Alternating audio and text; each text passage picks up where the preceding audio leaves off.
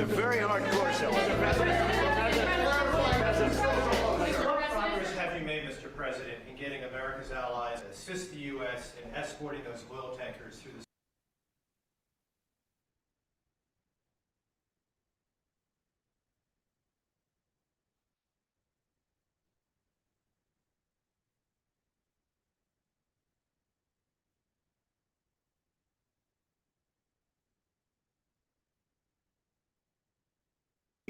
take out the nuclear threat from Iran, and we've done that very strongly, very powerfully. We've wiped out their Navy, wiped out their military in every aspect. Their Air Force is now decimated. They have no Air Force, no Navy.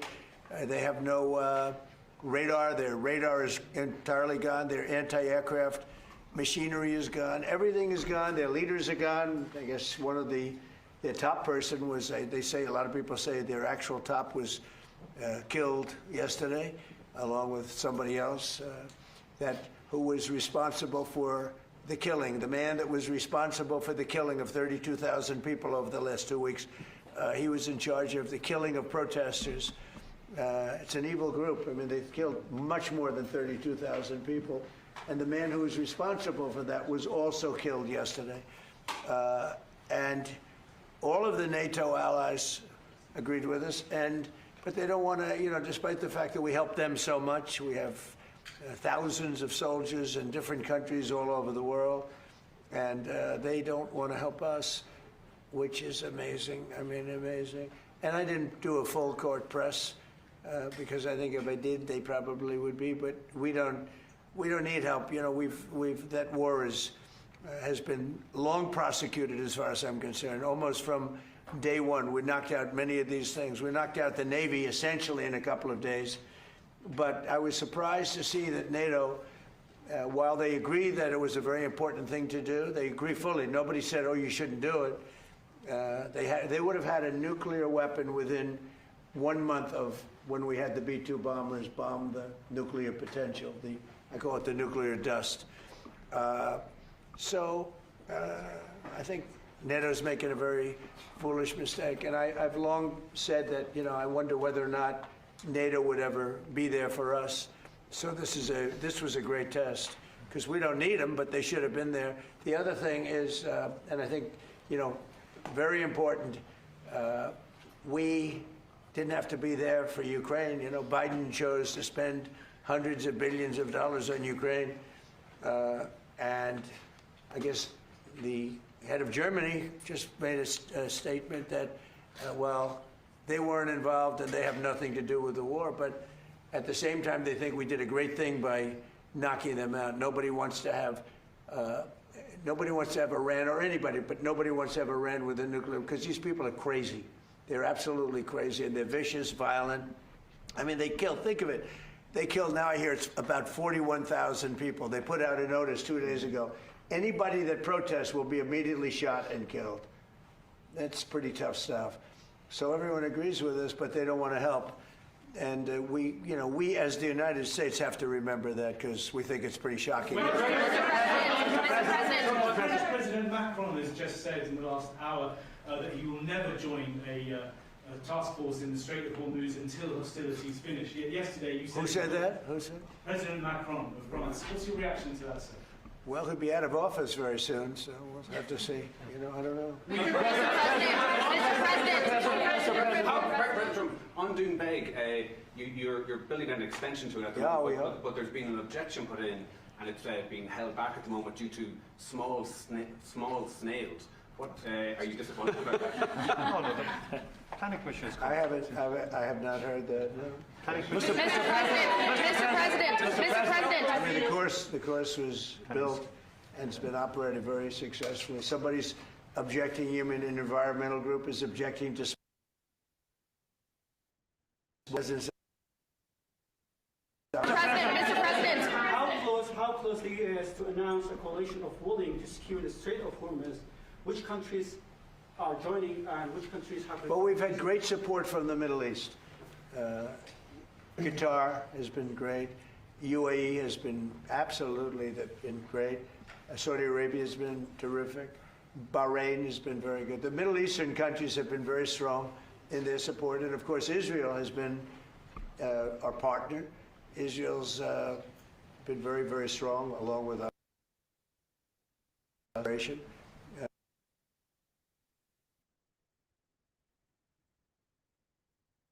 Against Iran. If you look back ago, I talked about Iran was a big threat to this country, to this world. It turned out to be, I was right. In fact, I said you have to attack Karg Island. You have to attack them years ago when they were acting up. They've been acting up for 37, 47, I guess now 48 years. For 48 years, they've been bad players, vicious players, and you can't let them have a nuclear weapon. If they got a nuclear weapon, I would say they would have used it within 24 hours after having it. And they would have had it if we didn't bomb them out from that great raid with the B-2 bombers 8 months ago or so. You would have had a nuclear war in the Middle East and maybe beyond. I think it would have hit Europe. Maybe not Ireland, but it would have hit Europe. I think you would have been a nice piece of it. It all gets you. It's big enough that you would have been affected. They would have hit Europe eventually. Mr. President, Mr. President, your Director of National Counterterrorism, Joe Kent, he just resigned today. He said he can't support your conflict with Iran. What's your reaction to that? And did you? Well, I read his statement. I always thought he was a nice guy, but I always thought he was weak on security, very weak on security. I didn't know him well, but I thought he seemed like a pretty nice guy. But when I read his statement, I realized that it's a good thing that he's out, because he said that Iran was not a threat. Iran was a threat. Every country realized what a threat Iran was. The question is whether or not they wanted to do something about it. And many people, many of the greatest military scholars are saying for years that presidents should have taken out Iran because they wanted a nuclear weapon. They were, if we didn't do the attack, or if, I'll go a step further, if I didn't terminate the Iran nuclear deal given to us, one of the worst deals ever made by Barack Hussein Obama. Remember when they sent Boeing 757s over there, loaded with cash, hundreds of millions of dollars? You would have been very happy. This was a wonderful, they said hundreds of millions. People forget that. Does anybody remember? Right? You remember. Hundreds of millions of dollars in a Boeing 757. I think they had two of them loaded. They took the seats out and they put cash. And it was so much that there wasn't a bank in Virginia, Maryland, or D.C. that had any money left. They stripped them of all their money, put it into place, sent it to Iran, almost as ransom. That's not going to happen with Trump. And nobody ever did anything about it. Nobody ever said anything about it. Can you imagine if I did that? So they've been a threat for a long time, but they've really been a threat. If I didn't terminate Obama's horrible deal that he made, the Iran nuclear deal, you would have had a nuclear war 4 years ago.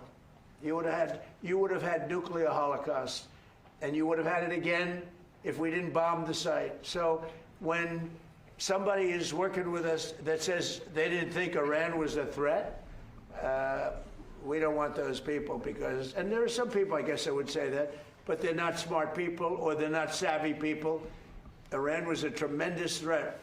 And virtually every NATO nation, and this is the thing, if they told me it wasn't a threat, and therefore they don't want to help, but when they say it was a threat, and it was a major threat, every one of them, I think every one of them, I don't know of one that said they're not a threat, but when they say it was a threat, but we're not going to help, I think they're very foolish. You know, it's interesting.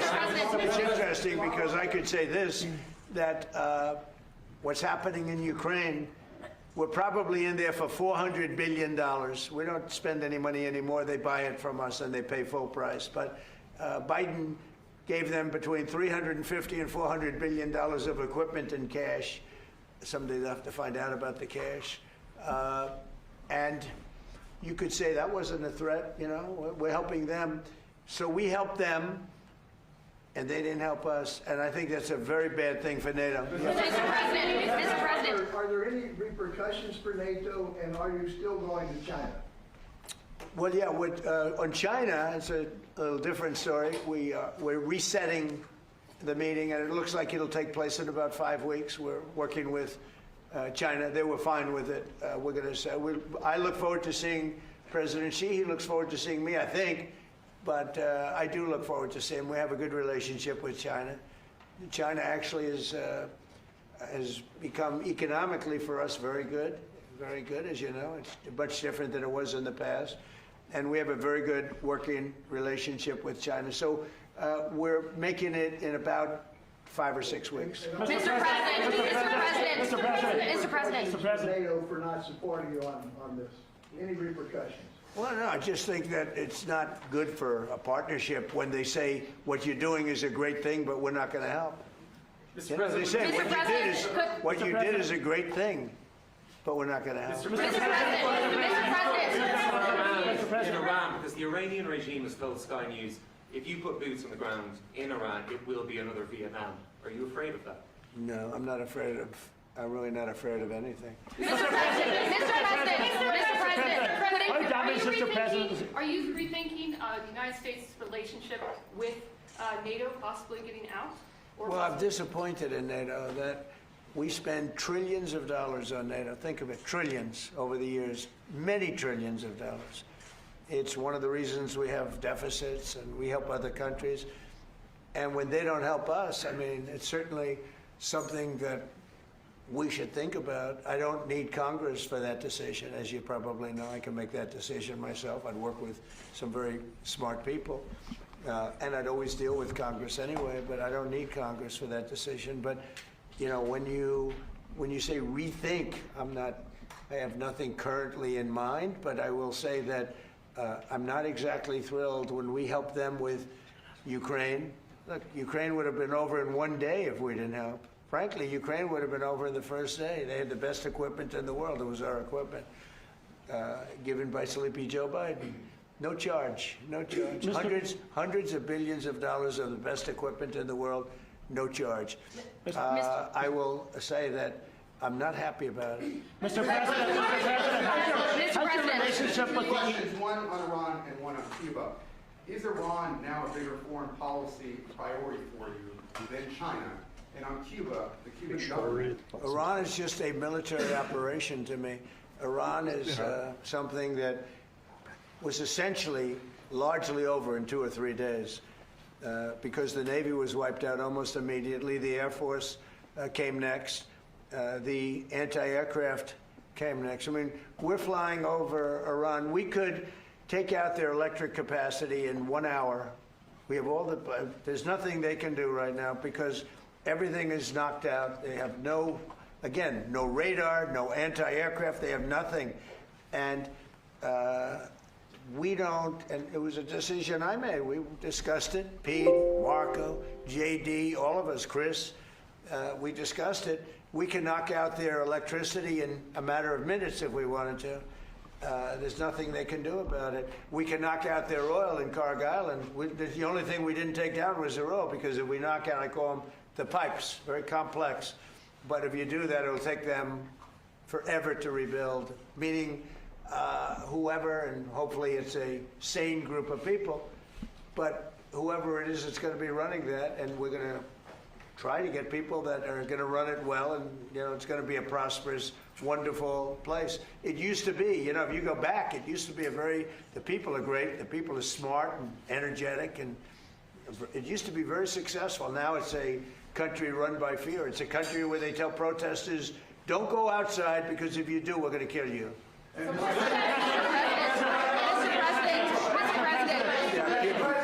Mr. President. Well, Cuba right now is in very bad shape.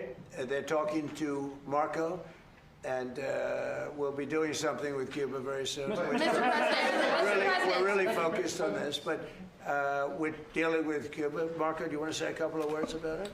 Yeah, I mean, Cuba has an economy that doesn't work and a political and governmental system they can't fix. It's not dramatic enough. It's not going to fix it.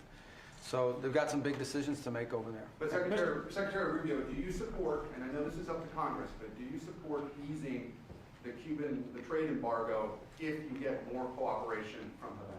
Well, I'm not going to discuss what we would talk about or not. Suffice it to say that the embargo is tied to political change on the island. The embargo is codified.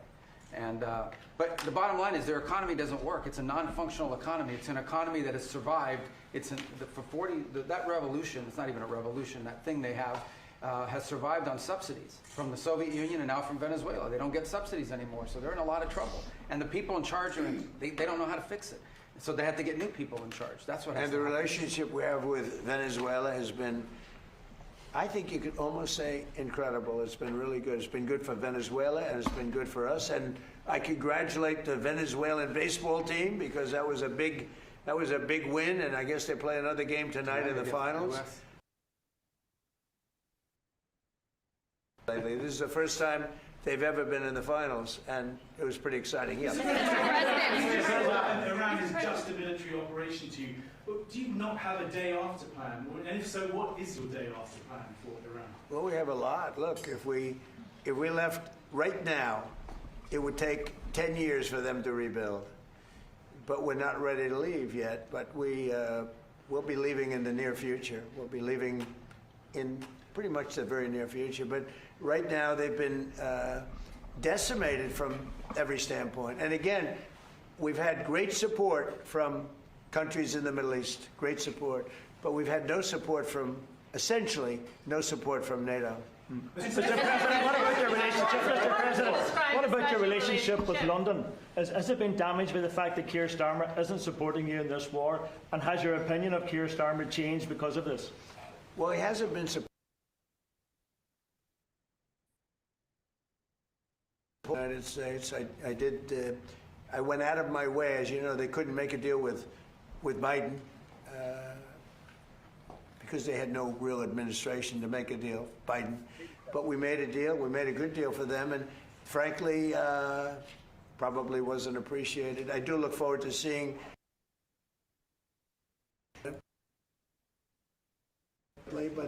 But no, I was disappointed because Keir was willing to send 2 aircraft carriers after we won, because essentially there's no threat for the aircraft carriers right now.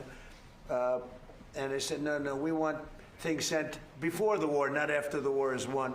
So, yeah, I'm disappointed with Keir. I like him. I think he's a nice man, but I'm disappointed. Do you have Mr. President. You see that man right there? You know who that is? Churchill. Winston Churchill. The late, great Winston Churchill. And Barack Hussein Obama did not want his bust in this office. Did you know that? And Barack Hussein Obama sent that bust back to England. They didn't want it. And when I came in, I was asked if I wanted it. I said, absolutely, I want it. And I put it right there, Winston Churchill. And, you know, unfortunately, Keir is not Winston Churchill. Do you guys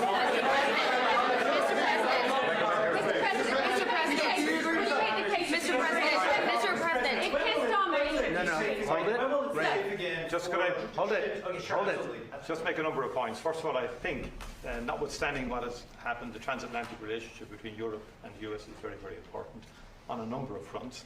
And I think we've had issues over the last year or two, but we settled them. And I think many of these leaders engage with you, particularly on trade initially. Remember all the fuss last year, but we got a landing zone between Europe and the US, and I think we can get a landing zone again. And I think I just met with Keir Starmer last week. The British-Irish relationship is a very important one. Churchill was a great wartime leader, although in Ireland there was kind of a different perspective in terms of during our own war of independence and so on. He created his own bit of difficulties for us, but that said, he was a great wartime hero. Keir Starmer has done a lot to reset the Irish-British relationship. I just want to put that on the record. But I do believe that he's a very earnest, sound person who I think you have a capacity to get on with. You've got on with him before, and you've got on with other European leaders as well. Sure. And I think you have that capacity again. And I think everyone exists. I mean, you cannot have a rogue state with a nuclear weapon or the capacity for a nuclear weapon. Iran was the sponsor of terrorism. We sanctioned Iran. All European countries did as a terror, and the IRGC in particular is a terrorist organization. They sponsored Hamas. They sponsored Hezbollah. The Houthis. They created mayhem, a most maligned force in the Middle East. The Irish position has always been, ultimately, can we resolve this can we get peace? And obviously there's preconditions before you get to that situation. We had our own conflict, which went on for 30 years, and we learned a lot from that in terms of how to try and bring about peace. And I think I've listened to you in terms of, you're correct. I mean, our hearts go to the Iranian people who have been repressed and suppressed for so many years, culminating in that savage murder of thousands and thousands of Iranians some months ago. No one was in a position to do anything about that. I think, and likewise with Ukraine, I mean, the Russians did invade Ukraine, have attacked civilian infrastructure and so on like that. And for the people of Ukraine who just want peace and an opportunity to live, I think we have to continue to work to see, can we bring peace, different regime to Iran where Iranians can live in peace again, and the people in the Middle East can live in peace, and you're doing your bit there in terms of the work in Gaza and so on like that. And I think that's what we want, is a peaceful resolution of conflict. That's where we come from as a small nation. Right. We've been peacekeepers all our lives. And we're the longest serving nation in terms of provision of peacekeeping forces in the world, as it turns out. But we think ultimately all conflicts come to an end, and I think we have to try and work towards that end. And I'm sure European leaders and the US administration will engage, and hopefully we can get a landing zone somewhere. I mean, the only thing, and I agree with everything you said, but we helped with Ukraine. Yes. And they don't help with Iran. And they all acknowledge that Iran can't have a nuclear weapon. You yourself say, you know, these are horrendous people. These are the worst people, and going back to Hitler, right? Going back to Hitler, these are the worst people. That's a long time ago. And there's been nothing close. Every problem, so many deaths, 90% of the people that got blown up by landmines, they loved them. You know, Soleimani, we killed him. If we didn't, it might be a different story, because he was a horrible person, but he was a very powerful person and leader, smart. But we killed him. If we didn't, I think you'd have it. I did. But I think we'd have maybe a different situation. It wouldn't have been so easy as it has been, because it has been very easy. You know, it's all of their military is there, but you can always have somebody drop a mine in the water. It's like terrorism. Yep. And then you have the people that own the billion-dollar ship saying, well, let's not move that ship yet because we want. So we thought that Europe would help that, because they do have some minesweepers. But it's amazing that, you know, they all said, what a great job. They would call me congratulating us on the great job we did with respect to Iran, and we knocked the hell out of them. They're no longer the bully of the Middle East. They were known as the bully of the Middle East, and they're not the bully anymore. But you would have thought they would have said, we'd love to send a couple of minesweepers. It's not a big deal. It doesn't cost very much money. But they didn't do that. So, you know, I think it's very unfair to the United States. Not to me, but to the United States. Go ahead, please. Keir Starmer isn't making... She's a fantastic reporter, by the way. Go ahead. Thank you. The Prime Minister isn't making the case to the British public as to why he should be supporting you. Could you do that now and talk to the UK and to GB News viewers about why it's in their interest that we help you? Well, because we have a tremendous long-term relationship with the UK. I mean, people would say it's the best. I don't want to get into that, but we've had, it was the longest, the oldest, should be the best. Always was the best until Keir came along, and now, and I like him. He's a nice man. He says everything beautiful. He's a very nice man with a beautiful family. Everything's perfect, but he doesn't produce. And I think it's very inexpensive. I just said, you don't have to send me aircraft carriers. Send me a couple of minesweepers. We don't need your aircraft carriers. But even the aircraft carriers, he would only send them after we essentially won. I mean, he's sending them when there are no planes left. When the missiles are down to 8%, they have like 8% of the missiles. The rest we demolish the missiles, and the factories, largely the factories are going even as we speak. They just hit another factory. They have a lot of missile factories. They have a lot of drone factories, and so he's, you know, wants to send them when we don't need them.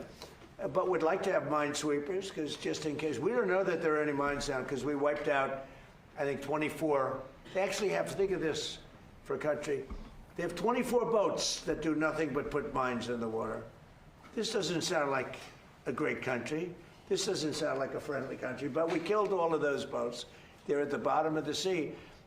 So we don't even know if there are any mines there, but if there are, we'd like to have a little help in finding them, probably most importantly. Would you like to change your mind? Do you have confidence in Keir Starmer? Would you prefer to deal Well, it's not for me, or- it's really for the people of the UK to have confidence. Of course, but is he I mean, church-leaning? I've been very critical of Keir, and I did it in a friendly way. I said, if you don't change your energy thing and get away from windmills and go back to oil and gas, and you have something that's no other country has. Very few countries have anything like it, the North Sea.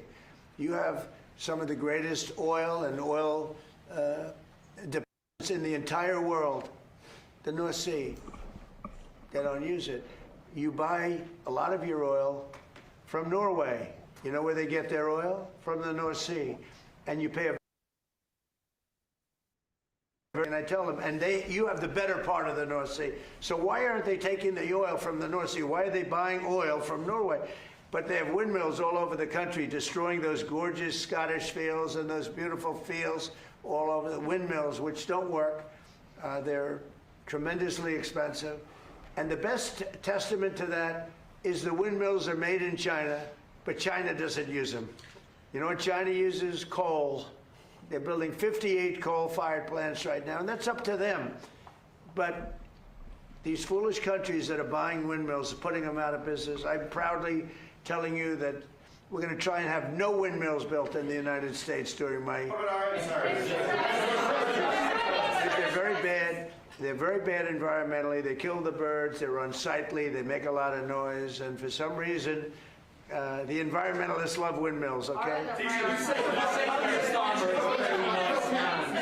You say he's a very nice man. I think he's a nice man. I think he's a nice man, but I disagree with him on two things, primarily. His immigration policy is a disaster, and his energy policy is a disaster. And they're about the biggest policies you can have. You've allowed millions and millions and millions of people to come into your country that shouldn't be there. And by the way, that's all over Europe. Europe is a different place. It's a different place. And I originate, to put it nicely, many of us do, from Europe. I love Europe. I've spent a lot of time in Europe.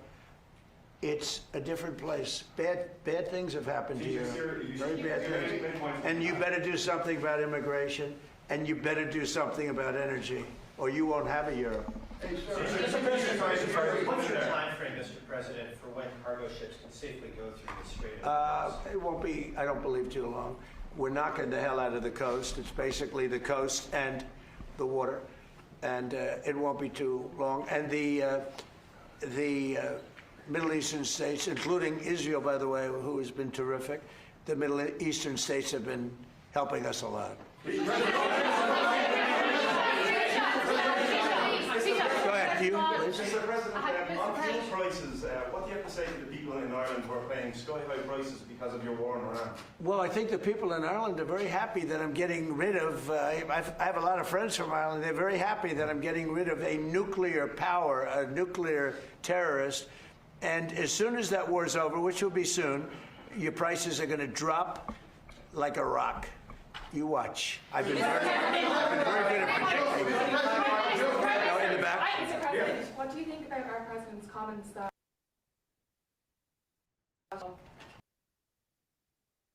What do you think about our President's comments? Can you speak? You're speaking right into your phone. Mr.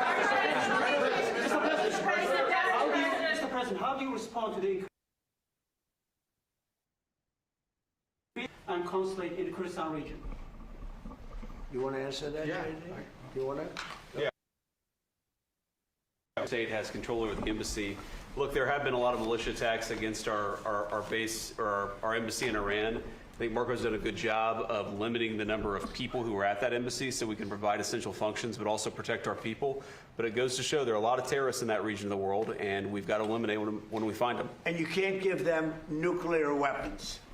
You can give them rifles, you can give them guns, you can't give them nuclear weapons. I think we agree very strongly. Just on the immigration point. Yes, excuse me. Just first of all, I would say, like, Europe is still a very good place to live in. Good.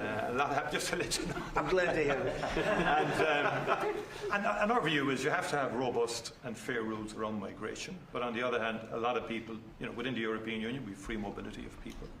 And in Ireland, our population is growing, but in a very positive way.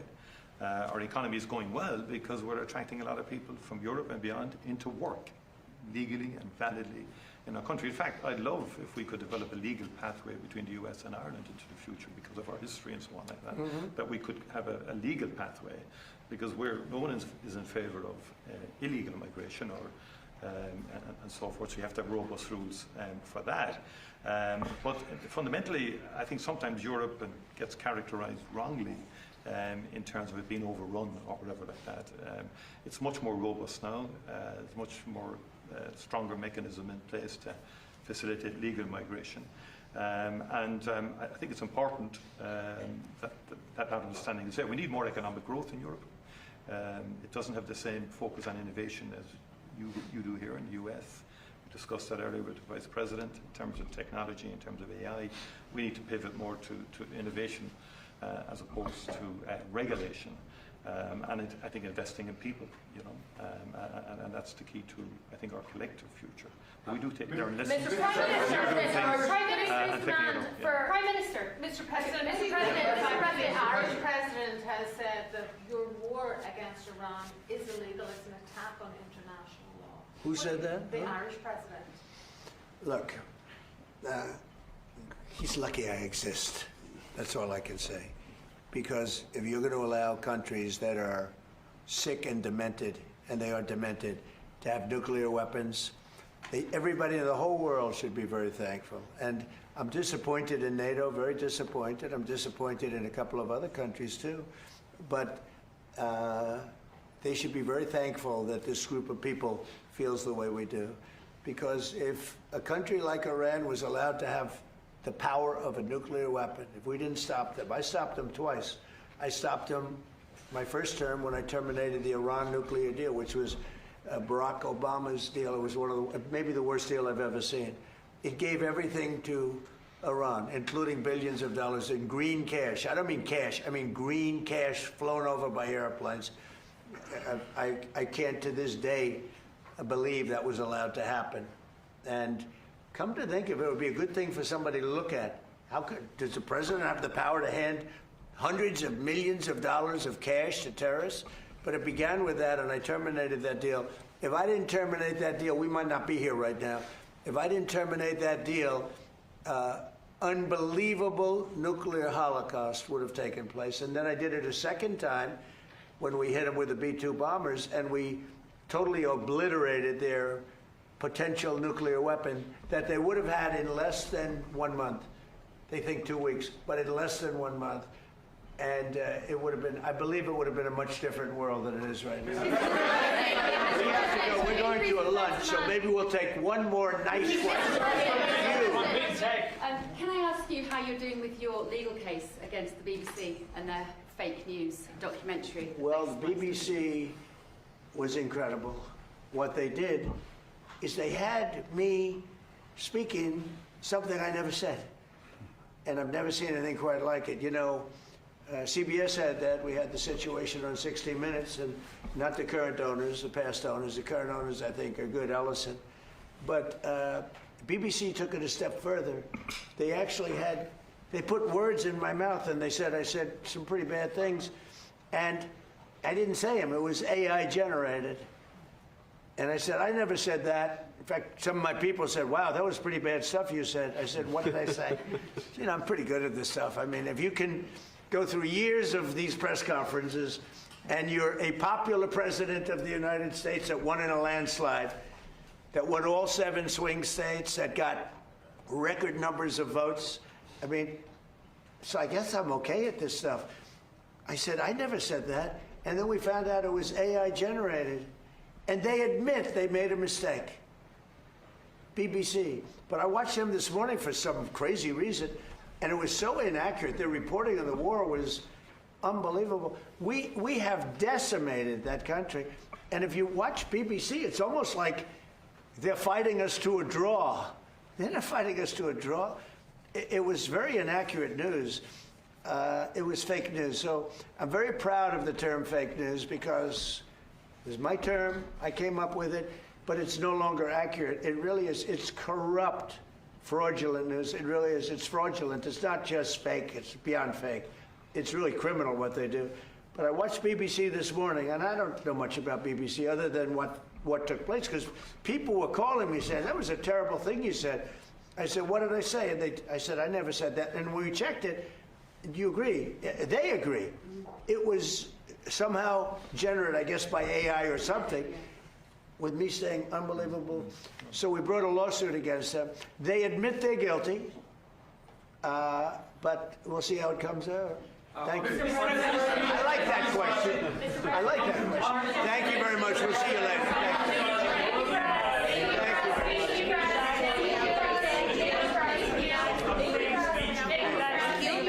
Thanks, guys. Keep moving on. Thanks, guys. Thank you, guys. Thank you, press. Thank you, guys.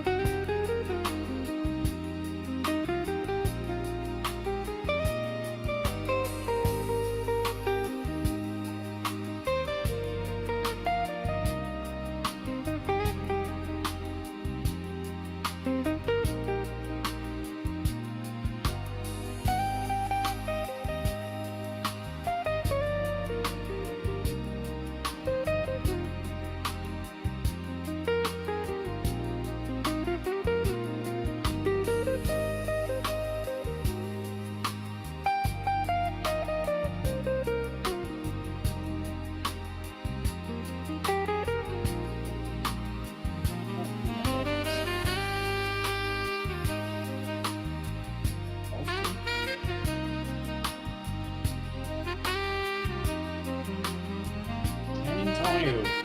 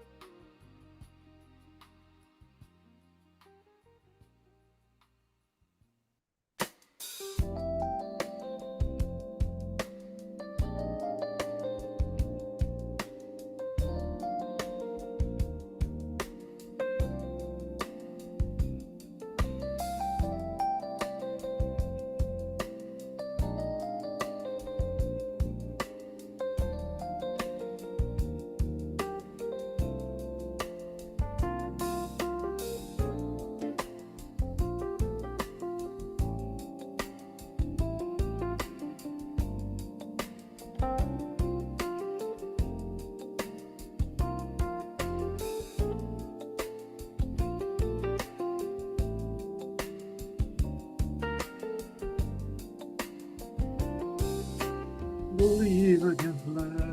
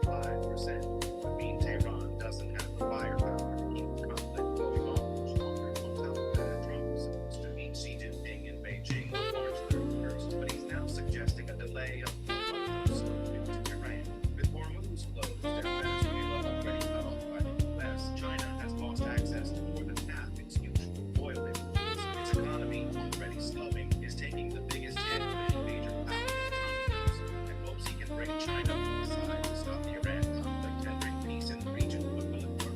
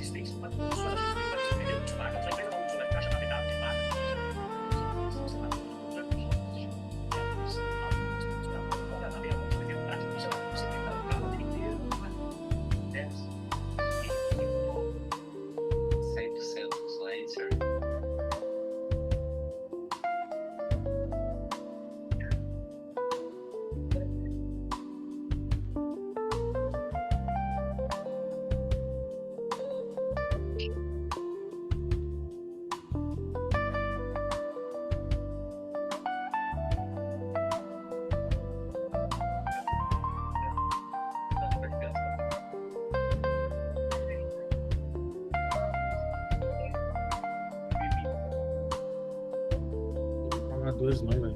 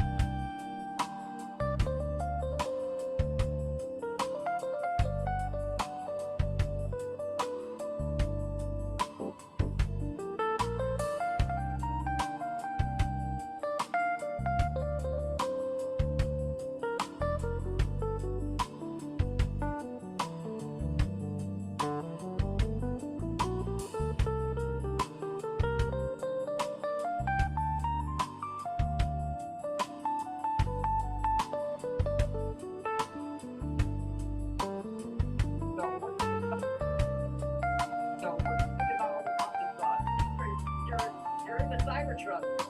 By the way, people, and you just drive away in a Cybertruck. Why didn't ask any questions? Let's see if we have another rich person as well, getting rich off the top too. This guy's leaving as well. So the two people that walked out of Holy Angels, they're in a 90 Cybertruck and a BMW. Also, something that's you're in a 90 BMW. Yeah, because it looks like, for instance, according to Angel, gets to be here $4.8 million. How many clients do you guys have? I'm just curious. Yeah. Definitely you pay pretty well. Do your parents run the office? No, it does not. You think you don't have parasites? Yeah, that's exactly somebody parasite.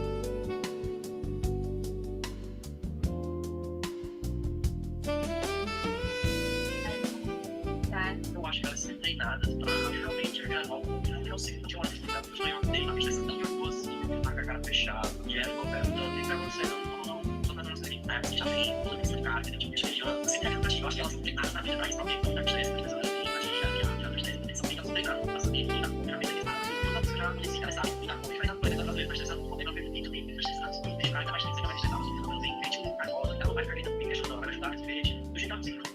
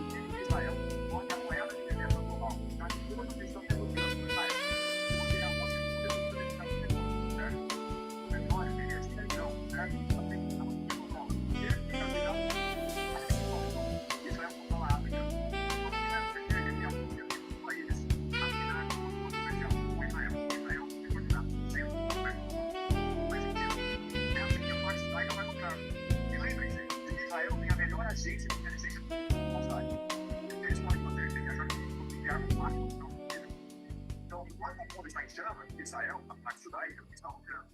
E assim que o futuro vai ser pelos próximos 10 a 20 anos. Esse trabalho vai levar a sociedade. E vai ter o poder da parte judaica e forçar a eventualmente atacar Israel e algo chamado da guerra de Gog e Magog. E isso agora vai levar a segunda vida de Jesus. Então, é um grande plano, certo? Eu sei que é maldade. E sabe uma coisa? Eu posso ser um completo idiota, tá bom? Eu poderia também fazer um resolver o que você precisa fazer bem.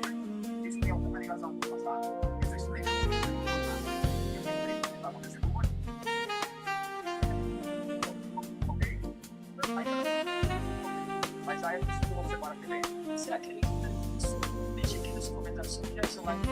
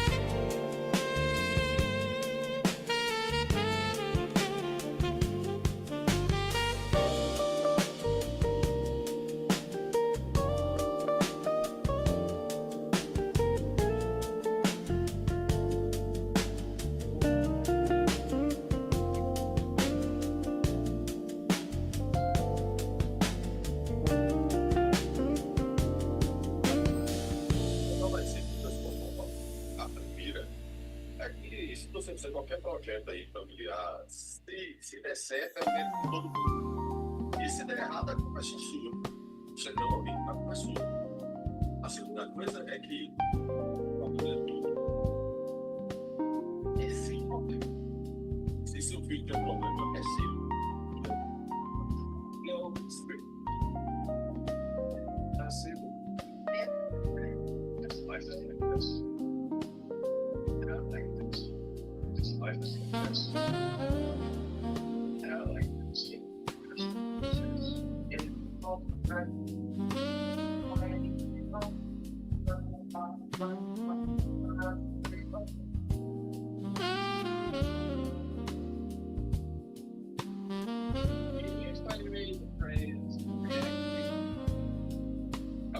Every accusation, yes, if they wanted it, free website to cure your boredom. Part 2. If you go to this website, you can watch all movies and TV shows for free. Even the latest releases like War Machine, The Housemaid. Just search what you like. It will all be here. It has all genres to select from. If you go to this website, you can play endless driving simulator. You can choose season, weather, and even the time of day. Go to this website and you can watch any live streams right in your browser. No login required. Follow.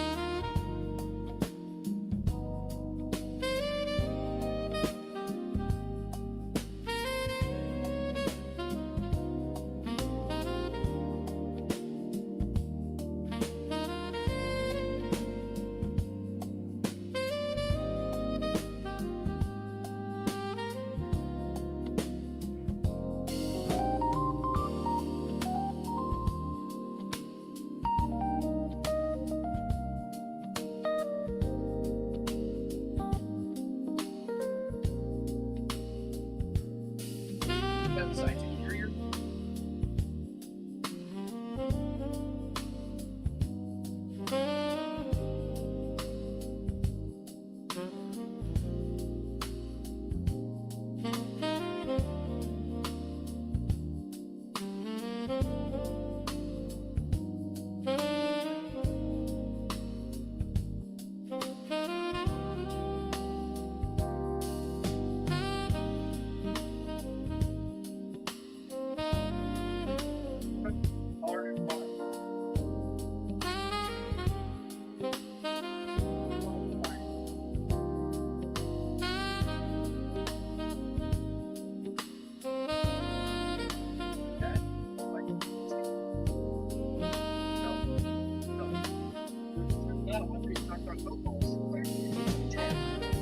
That's getting the fire now. Mom can finally relax. Baby drags deadbeat dad home.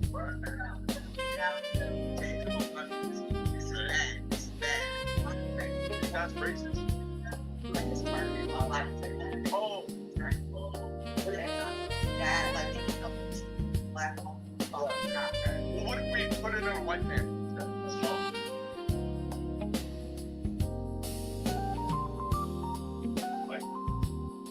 Ready to see our new product.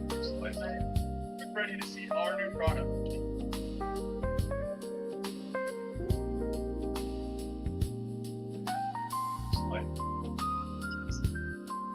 You're just allowing this guy to You're just allowing this guy to sugar daddy you. Okay. I am already like there. Where? Famous. You're not famous. We got like a top 10 podcast. You're not kind of famous. It's top 10. Yes. Billions of views. Billions? There's like a billion.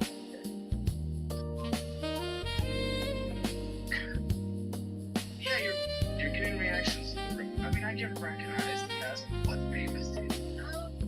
Influential, like somebody that people can look up to, and rich, and helping others. You can do all of that without being famous. Because you really are awkward to hear it.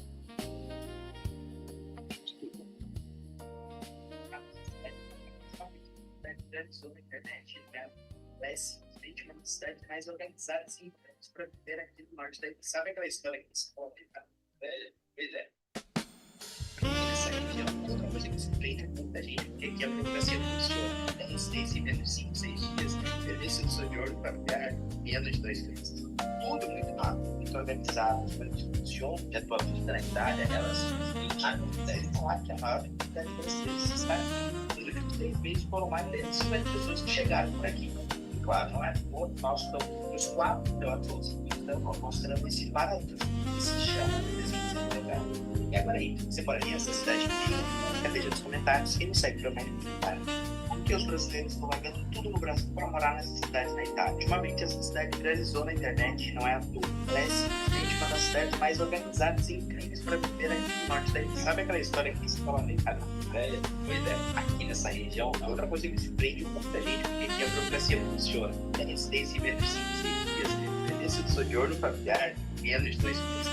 Tudo é muito rápido. Fique organizado, as coisas funcionam e a tua vida na Itália, elas simplesmente deve estar está aqui.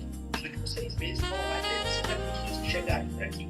E claro, não é por nós dos 4 melhores mostrando esse paraíso, esse chão de desenvolvimento. E agora aí, você moraria nessa cidade pequena? Deixa nos comentários, fique sempre. I trade shares of real.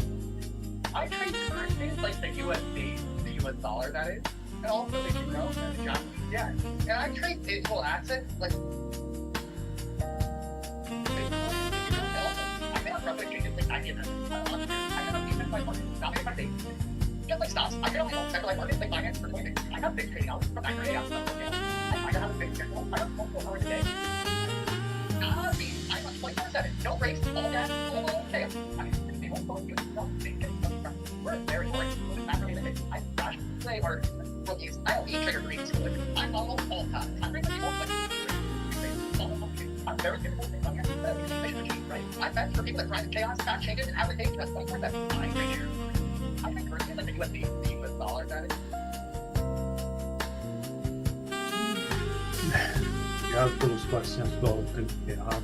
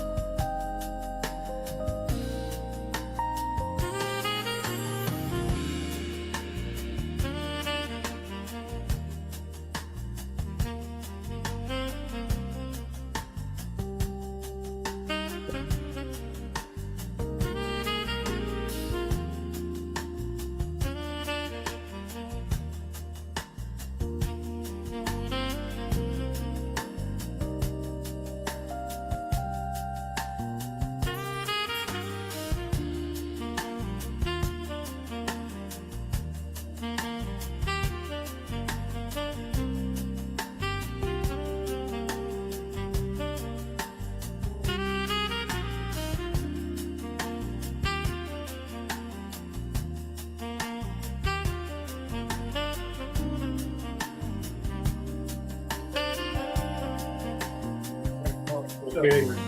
Good, man. Good.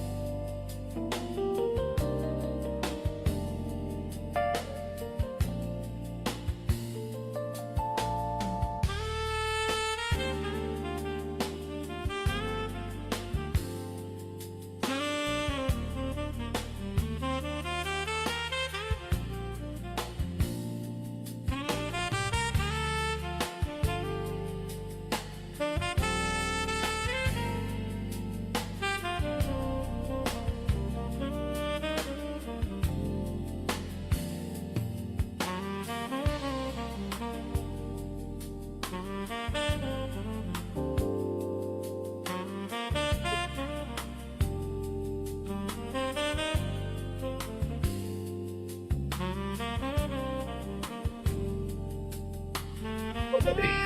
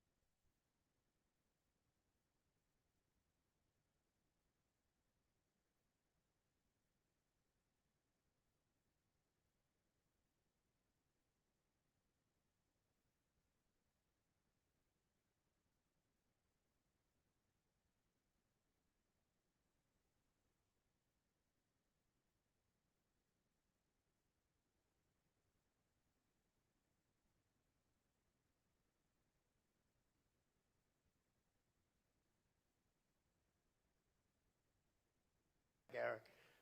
But he calls up, Dad, we're doing a great job in Ireland.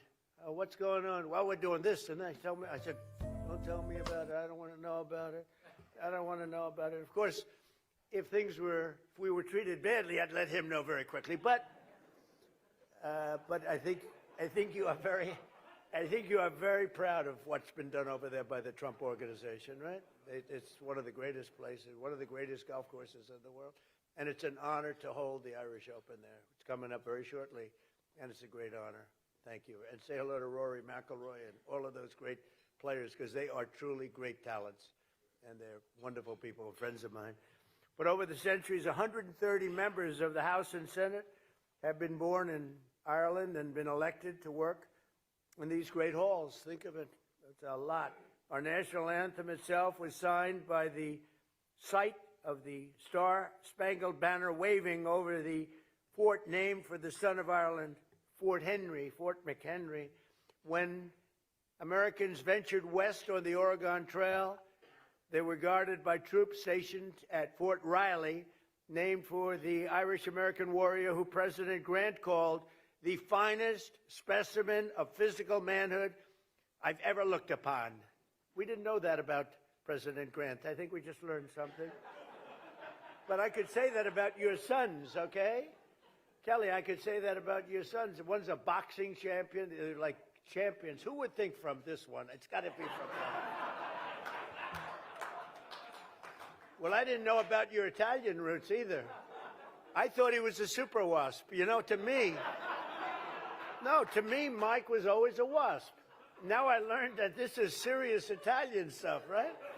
Well, that'll be good for you, I think. You know, his image has changed a hell of a lot very quick. He's great. Even today, when Americans visit Gettysburg, they find a Celtic cross honoring the soldiers of the famed Irish Brigade and defended our Union in its pivotal hour, most pivotal hour, and they were there. And it said that more than 50% of all congressional medals of honor are awarded. Think of that. 50% went to people who had parents, one or the other, Irish American. That's a lot. We're going to have to look. That's because we have so many Irish politicians. That's how that works. But we can't let that. We got to make some changes in that. That's too many. Don't you think, Kelly? I think. But from 1776 to today, our country has stood strong and free, in no small part due to the spirit of the warriors. You really are warriors. You're incredible. And the Fighting Irish, you know, Notre Dame, the Fighting Irish, is a reason for it. I don't know how many Irish people are playing on the team, though. How many Irish people do we have on the team? I'm not sure we have so many. Well, you got him. You have Kelly. Kelly's a warrior, let me tell you. As the Taoiseach has said, and the President reminds us today, the United States and Ireland continue to build upon the age-old bond together. We are strengthening the ties of culture. We have a tremendous deficit, by the way, I want to tell you right now. I looked at the numbers. You guys are much better business people than our past politicians. We have to talk about that deficit. Are we allowed to talk about that today? It's a substantial deficit. Okay, tomorrow, okay. Walt said tomorrow. And cooperation that really does stretch back many, many generations. Under our leadership, as we speak, Irish companies are investing more than $6 billion into the United States, including $45 million in Pennsylvania, $70 million in Colorado, and over $100 million in New Mexico and Ohio. And I'm hopeful that we'll soon reach a deal to let American liquefied natural gas, and that'll bring down your deficits a lot. So I think you have to make this deal with us. We, got to do something. But these companies are going to be fueling your homes and factories and all of the other things. We have a lot of energy in this country. We have more than anybody. We have the most energy of any country in the world by far. So we want to sell a little of that to you, and the deficit will come down, down, down, and everybody's going to be happy. So you got to buy a lot of our stuff. But in this small and beautiful, it's a beautiful room. I love this room. It's been a very warm room. I've had a good time. I have so many friends and so many relationships that I've gotten from this room, mostly from this event. But on this St. Patrick's Day, as we press ahead toward the opportunities that await, let us remember the beautiful words of St. Patrick himself. May the power of God preserve us. May the wisdom of God instruct us. May the hand of God protect us. May the way of God direct us. May the shield of God defend us. And may the host of God guard us. That's beautiful. Thank you. And today we add, may God bless the people of Ireland, and may God bless the United States of America. And it's great to be with you. Thank you very much, everybody. Thank you. Thank you. Thank you very much. I'm happy for you. Thank you, Martin. Good to see you. Thank you. Thank you.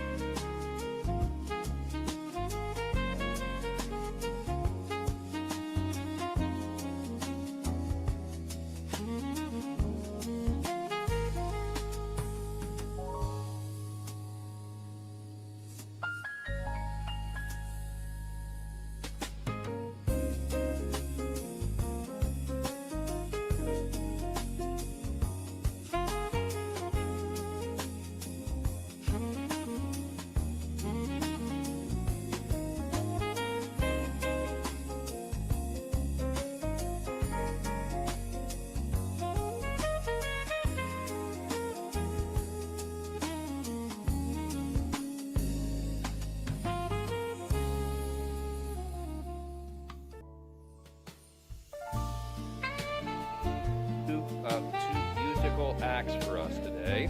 We're very excited about this. We're blessed to have twice the entertainment today. So the first is a musical very much in the spirit of this historic year for us, the American 250th anniversary, Where Eagles Fly tells the story of one Irish family's difficult journey across the Atlantic here to America. It is a journey of hope, resilience, and faith as they sought to build a new life in this grand new land. And please give a very warm welcome to the performers of Where Eagles Fly. Thank you.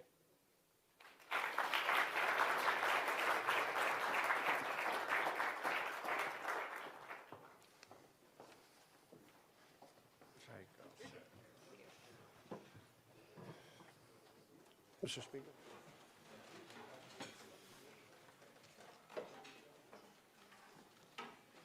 Firstly, Mr. Speaker, thank you very much for your kind invitation to perform at this very prestigious lunch. And good afternoon, Mr. President, Taoiseach, and very distinguished guests.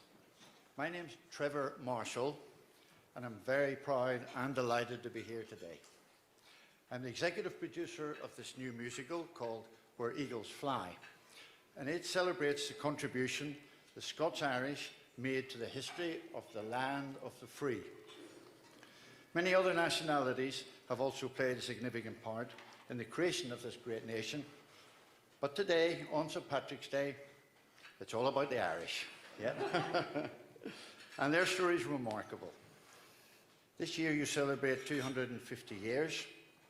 You don't make it easy. The semi-quincentennial, got it, I think, since the adoption of the Declaration of Independence.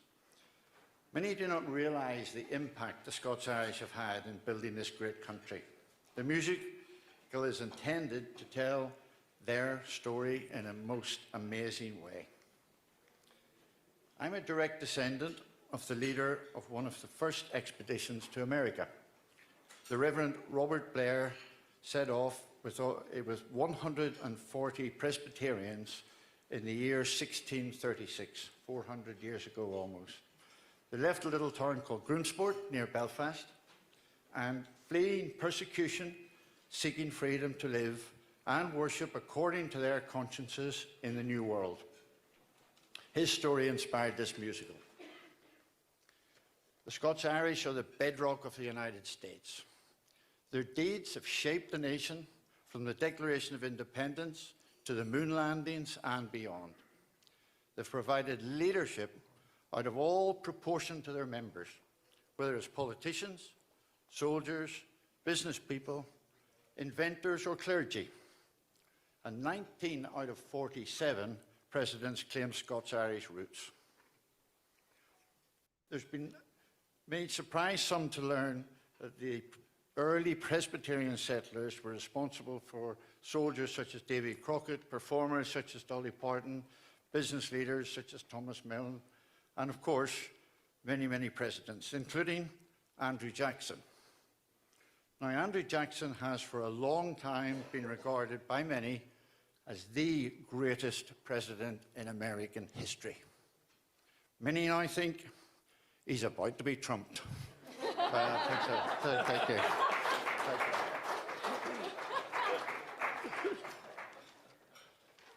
The contribution of the Scots-Irish goes far beyond famous deeds and famous people. It is their character and ideals, especially their love for freedom, that has had the greatest impact. For they have literally defined what it is to be American. Finally, the creator of this great musical and my great friend, John Anderson, sadly passed away before realizing his ambition of bringing this show to America. John would have been a very, very proud man today. So here's a short excerpt from the musical. I hope you enjoy it. It's called Where Eagles Fly. Thank you.